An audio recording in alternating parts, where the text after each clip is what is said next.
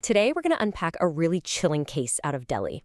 It's one of those stories that makes you question everything you think you know about safety, especially in the one place you're supposed to feel completely secure, your own home. This one line from the reporting just cuts right to the heart of it. It's this terrifying idea that all the locks and alarms in the world, they're only part of the story. Sometimes the real danger isn't trying to break its way in. It's already inside with you. Okay, so let's set the scene.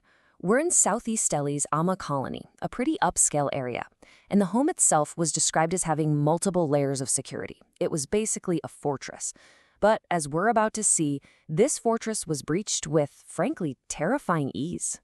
What makes this case so jarring is the contrast. On one hand, you have the victim, a brilliant 22-year-old IIT graduate studying for her civil services exam, the daughter of a senior IRS officer. And on the other hand, you have her home, which was supposedly protected by four layers of security. It just doesn't add up.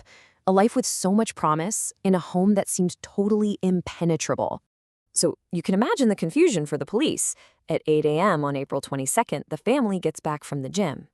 They're not met with a broken door. There are no alarms going off. It's just quiet. And then they make the most devastating discovery.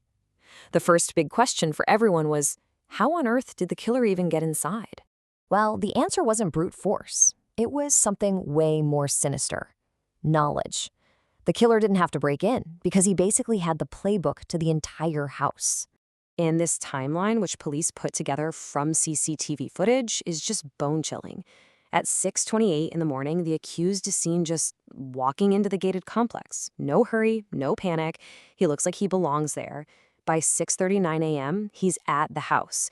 And in just a few minutes, he's inside, having breezed past all four security layers while the victim was there alone. So how did he do it? It's actually shockingly simple.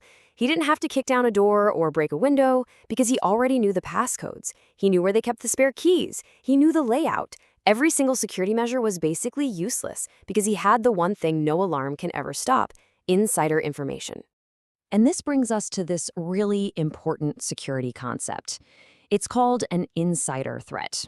It is exactly what it sounds like. The danger comes from someone you've already let into your circle, someone you trusted at some point. And this case, wow, it is a tragic textbook example of that. Now, for all his careful planning to get in, the killer's actions inside the house were, well, they were anything but perfect. He ended up leaving a trail of clues that would lead investigators right to him. Investigators believe the crime itself happened sometime between 6:40 and 7:30 a.m. The details are grim. The young woman was allegedly assaulted and then strangled. And the weapon? An everyday object, a mobile phone charger cable. And what he did next really shows you his motive. The accused actually dragged the victim's body over to a biometric safe and tried to use her fingerprint to open it. It didn't work, but his actions made it crystal clear. This was a robbery that had just escalated into a brutal, horrific murder. But here's the thing. For all that planning, he made one huge mistake. Before he left, he changed his clothes. And in his rush, he left behind the blood-stained clothes and shoes he'd been wearing during the attack. That was it. That was the piece of physical evidence that was going to seal his fate. The police response was immediate, and it was massive. We're talking about 15 separate teams formed within hours to blanket the city and hunt this guy down. And that citywide search, it didn't lead them to some random career criminal or a shadowy stranger. No, it led them to a familiar face. The threat wasn't an unknown entity at all. It was someone the family had once hired and trusted. The suspect was identified as 19-year-old Rahul Meena. He used to work in the house. He'd been brought in on a reference. He was the source. He was the one with all the insider knowledge that made the home's fortress-like security completely and totally irrelevant. And as police started to dig into his background, the story got even darker. Meena allegedly had a gambling problem. He was in financial trouble.